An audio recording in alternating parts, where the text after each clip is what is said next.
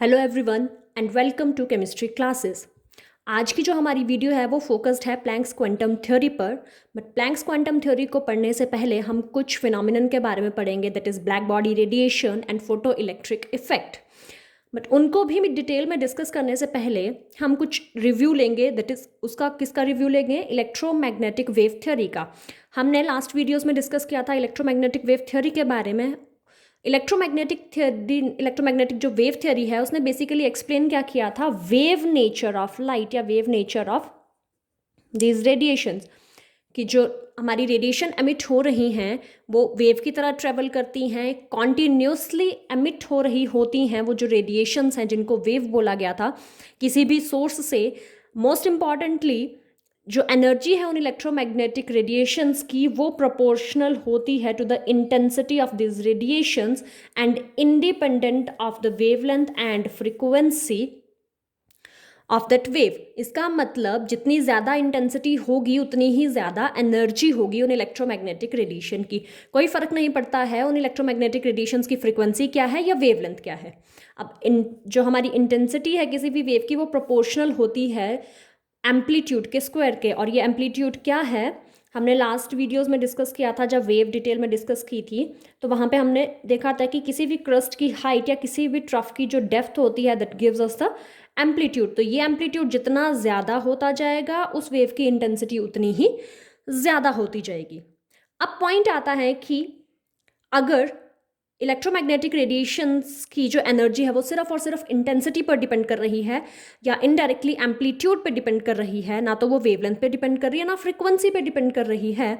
So it means अगर हम किसी बॉडी को हीटअप करें तो उससे जो भी रेडिएशंस एमिट होंगी उनका कलर हमेशा एक जैसा रहेगा। क्यों? क्योंकि हमें पता है कि जो कलर है वो डिपेंड कर रहा है डिफरेंट डिफरेंट रेडिएशंस का उनकी वेवलेंथ या फिर उनकी फ्रीक्वेंसी के ऊपर। जब हमने विजिबल लाइट की बात की थी, स्पेक्ट्रम, इलेक्ट्रोमैग्नेटिक स्पेक्ट्रम जब हमने डिटेल में डिस्कस किया था। बट दिक्कत कहाँ आ रही थी, जब एक्चुअल प्रैक्टिस में देखा गया तो कलर बॉडी का चेंज होता है जब हम हीटअप कर रहे हैं। अगर मैं आयरन रोड ले लूँ और उसको हीटअप करूँ तो क्या होगा, जब लो टेम्परेचर पे हीट किया इनिशियली वो रेड कलर शो करेगी, देन जैसे जैसे उस आयरन रोड का टेम्परेचर बढ़ता जाएगा कलर में चेंज आता जाएगा, ब्लू से वाइट एंड येलो से वाइट एंड देन ब्लू में मूव करता जाएगा। इसका मतलब क्या है, हमने जब स्पेक्ट्रम पढ़ा था तो हमने विबग्योर के बारे में पढ़ा था। इस साइड को क्या होता है, वेवलेंथ इंक्रीज करती है।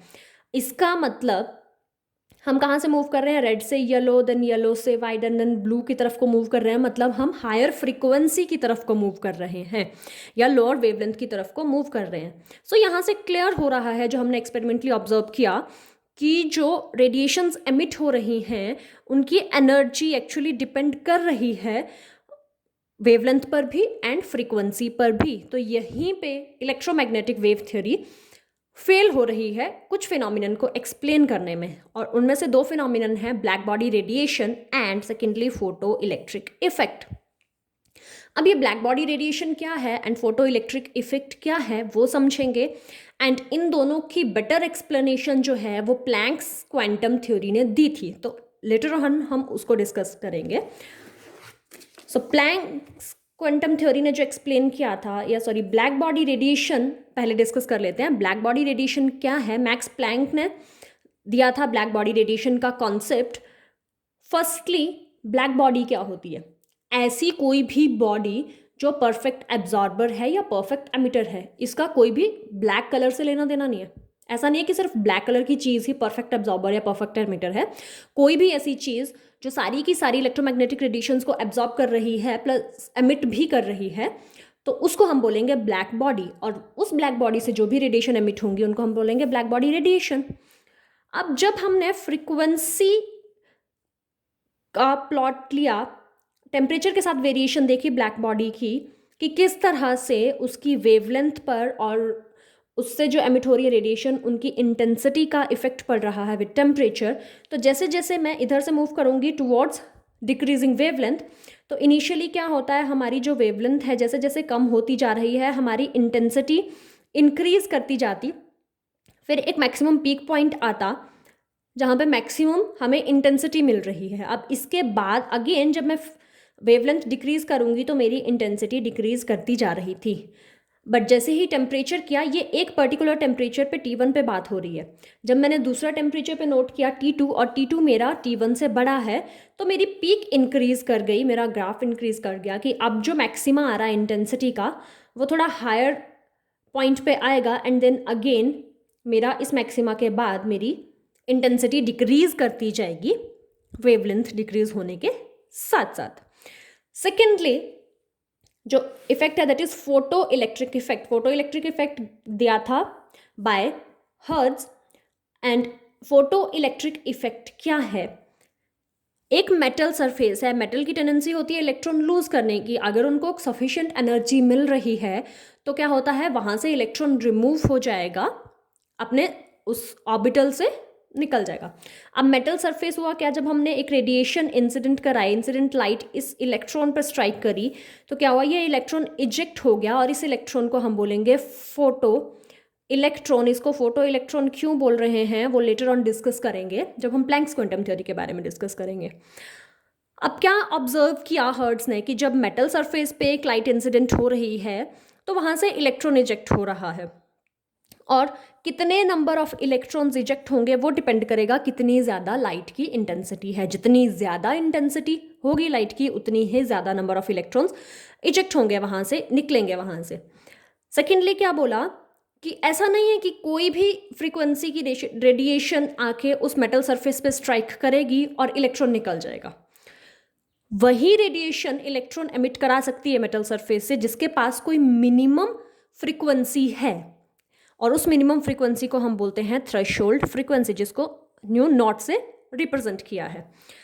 अगर इस न्यू नॉट से फ्रीक्वेंसी कम है तो कोई भी इलेक्ट्रॉन वहाँ से रिमूव नहीं होगा। बट अगर हमारी जो लाइट है उसकी फ्रीक्वेंसी इस थ्रेशोल्ड फ्रीक्वेंसी के बराबर है तो आराम से इलेक्ट्रॉन इजेक्ट होगा। बट अगर फ्रीक्वेंसी इस रेडिएशन की, इस इंसिडेंट की फ्रीक्वेंसी न्यू है जो कि ग्रेटर है than nu not that is threshold frequency, तब क्या होगा वो सब डिटेल में एक्सप्लेन किया प्लैंक्स ने। So let's move towards the Planck's quantum theory. नाम से पता चल रहा है कि प्लैंक्स क्वांटम थ्योरी किसने दी होगी, प्लैंक्स ने दी होगी, मैक्स प्लैंक ने दी होगी। अब पार्टिकल नेचर की बात हुई है यहाँ पे। इलेक्ट्रोमैग्नेटिक वेव थ्योरी में जस्ट इलेक्ट्रोमैग्नेटिक रेडिएशंस को कंसीडर किया था एज अ वेव, कि वो वेव की तरह ट्रेवल करती हैं, वेव की तरह बिहेव करती हैं। बट प्लैंक्स ने जो थ्योरी दी, उन्होंने इलेक्ट्रोमैग्नेटिक रेडिएशन को एज अ पार्टिकल कंसीडर किया, और हमें फाइनली इलेक्ट्रोमैग्नेटिक रेडिएशंस की इन दोनों प्रॉपर्टीज़ को बोल सकते हैं कि उनकी wave nature as well as उनकी पार्टिकल नेचर को जब हम कंबाइन करके चलते हैं तभी हम सारे फिनोमिनन्स को एक्सप्लेन कर पाएंगे जो भी इलेक्ट्रोमैग्नेटिक रेडिएशन शो कर रही हैं। जैसे आप फिजिक्स में पढ़ोगे डिफ्रैक्शन, इंटरफेरेंस, तो ये सब फिनोमिनन तब एक्सप्लेन होंगे जब आप इलेक्ट्रोमैग्नेटिक रेडिएशन की वेव नेचर लेके चलोगे। But photo electric effect, then Compton effect, इस तरह के इफेक्ट जो हैं वो तभी एक्सप्लेन होंगे जब आप पार्टिकल नेचर लेके चलोगे इलेक्ट्रोमैग्नेटिक रेडिएशन की। पार्टिकल नेचर मीन्स वो पार्टिकल्स की तरह बिहेव कर रही हैं। अब क्या बात की प्लैंक्स ने, कुछ पॉइंट्स दिए, और वो पॉइंट्स क्या थे कि जो आपकी रेडिएशन एमिट या एब्जॉर्ब हो रही हैं किसी भी एटम, किसी भी मॉलिक्यूल से, तो वो डिसकॉन्टिन्यूस वे में है।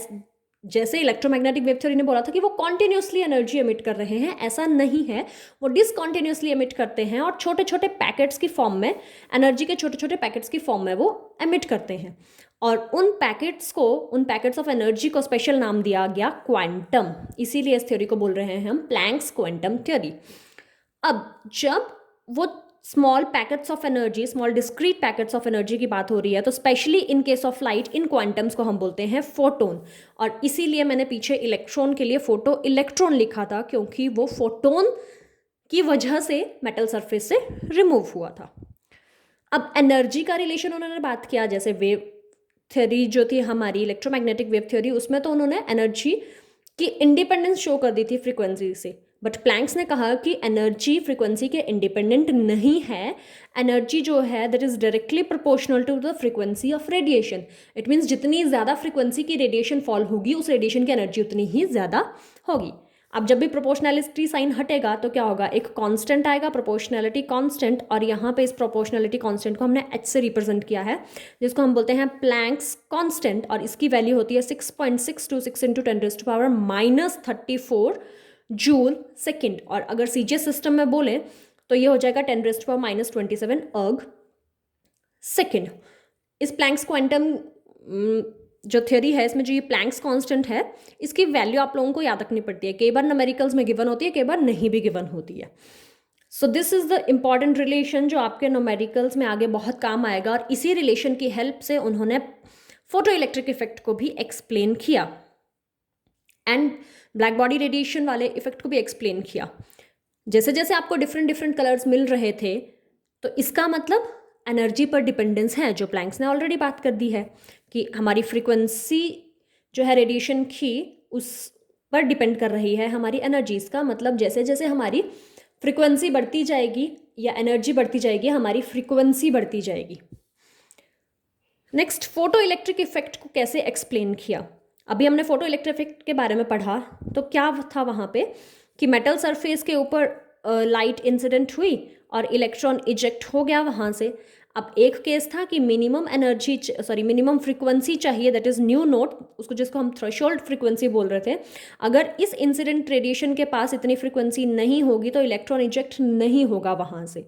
बट अगर इतनी हो या इससे ज़्यादा हो तब क्या होगा, इतनी हो तब तो ठीक है, जितनी एनर्जी इस इंसिडेंट रेडिएशन के पास है वो सारी की सारी यूज़ हो गई इस इलेक्ट्रॉन को इजेक्ट कराने के लिए। अब इससे ज़्यादा एनर्जी होती तब क्या होना था, होता क्या है, ये जो फोटोन आया हमारा, ये सारी की सारी एनर्जी इस इलेक्ट्रॉन को दे देगा। अब इस इलेक्ट्रॉन की बाइंडिंग को तोड़ने के लिए जितनी एनर्जी चाहिए होगी वो कुछ यूज़ अप हो जाएगी, जिसको हम थ्रेशोल्ड फ्रीक्वेंसी या थ्रेशोल्ड एनर्जी बोलेंगे, जो हमारी यूज़ हो जा रही है। एंड बाकी जो बचेगी वो क्या होगी, as a kinetic energy impart हो जाएगी टू द इलेक्ट्रॉन। मेरे पास टोटल एच न्यू एनर्जी है, सपोज न्यू इस रेडिएशन की फ्रीक्वेंसी है जो यहाँ फॉल हो रही है, और एनर्जी एच न्यू है। बट इलेक्ट्रॉन को इजेक्ट कराने के लिए मुझे सिर्फ एच न्यू नोट एनर्जी चाहिए। तो इस टोटल में से इतना पार्ट तो यूज अप हो गया मेरा। अब left out part, that is H nu minus h nu note, जो है वो किस फॉर्म में रह गया, वो आ गया in the form of kinetic energy of electron, जो इलेक्ट्रॉन को काइनेटिक एनर्जी की फॉर्म में मिल गया। सो इसका मतलब काइनेटिक एनर्जी जो है is equals to h nu minus h nu not, and kinetic energy हमें पता है क्या होती है, half m v square. This half m v square is equals to h nu minus h nu note. अब h nu कि अगर मैं यहाँ से वैल्यू निकालूँ तो ये क्या हो जाएगी, h nu not plus half m v square, या इसको मैं काइनेटिक एनर्जी ऑफ इलेक्ट्रॉन भी सिंपली लिख सकती हूँ। अब इस एच न्यू नोट को मैंने रिप्लेस कर दिया with the term W naught, and this W naught is your work function. ये वर्क फंक्शन क्या होता है, कितनी मिनिमम एनर्जी चाहिए इलेक्ट्रॉन को रिमूव करने के लिए या इजेक्ट करने के लिए from the metal surface, detach करने के लिए, उसी को बोलेंगे हम work function, and this work function is equals to h nu note. अब वही बात है कि अगर वर्क फंक्शन जो है एच न्यू नोट, इसकी वैल्यू लोअर होगी, जितनी कम वैल्यू होगी H nu note that is work function की, इसका मतलब उतनी ही कम एनर्जी चाहिए मुझे मेटल सरफेस से इलेक्ट्रॉन निकालने के लिए। तो जितना कम वर्क फंक्शन आएगा जिस मेटल सरफेस के लिए या जिस पर्टिकुलर मेटल के लिए, उसके लिए फोटो इलेक्ट्रिक इफेक्ट शो करना सबसे इजी हो जाएगा। और हमारे पास सीजियम एक ऐसी मेटल है जिसके लिए वर्क फंक्शन सबसे कम है, दैट इज 2.14, और यहाँ से हम इलेक्ट्रॉन बहुत आसानी से निकाल पाते हैं then in comparison to other metals. अब हमने रिलेशन पढ़ा E is equals to h nu, जो प्लैंक्स ने रिलेशन दिया एनर्जी और फ्रिक्वेंसी के बीच में। अब जितनी ज़्यादा हमने फ्रीक्वेंसी दी उतनी ही ज़्यादा एनर्जी इम्पार्ट हुई, टोटल एनर्जी इम्पार्ट हुई उस इलेक्ट्रॉन को, तो कुछ तो यूज़ हो गई। अब बाकी जितनी ज़्यादा हमने एनर्जी दी होगी उतनी ही लेफ्ट आउट रहेगी। तो इसका मतलब जितनी ज़्यादा फ्रीक्वेंसी है इंसिडेंट लाइट की, उतनी ही ज़्यादा उस इलेक्ट्रॉन की काइनेटिक एनर्जी होगी हमारे पास। एंड सेकेंडली, जैसे जैसे इंटेंसिटी बढ़ती जाएगी, हमारे नंबर ऑफ इलेक्ट्रॉन की इजेक्शन बढ़ेगी, बट उन इलेक्ट्रॉन्स की एनर्जी में कोई फर्क नहीं पड़ेगा। क्यों? क्योंकि हमने बात की थी स्टार्टिंग में कि नंबर ऑफ इलेक्ट्रॉन्स इजेक्टेड जो थे वो प्रोपोर्शनल हैं intensity of light, but energy of electron हमारी प्रोपोर्शनल है फ्रीक्वेंसी पर। तो नंबर ऑफ इलेक्ट्रॉन इंक्रीज होगा। अगर मैं इंटेंसिटी इंक्रीज कर रही हूँ तो 2 की जगह हो सकता है 4 इलेक्ट्रॉन निकल जाए, 4 की जगह 8 इलेक्ट्रॉन निकल जाए, बट वो जो 8 के 8 इलेक्ट्रॉन हैं उनकी फ्रीक्वेंसी सबकी सेम रहेगी या एनर्जी सबकी सेम रहेगी। सो ये कुछ पॉइंट्स थे जो हमारी इलेक्ट्रोमैग्नेटिक वेव थ्योरी एक्सप्लेन नहीं कर पाई, बट प्लैंक्स थ्योरी ने एक्सप्लेन किया। और इस वर्क फंक्शन पर बेस्ड हमारे पास, या इस रिलेशन पर बेस्ड हमारे पास बहुत सारे न्यूमेरिकल्स बनते हैं जो हम नेक्स्ट वीडियो में डिस्कस करेंगे। So that's all in this video. Thank you.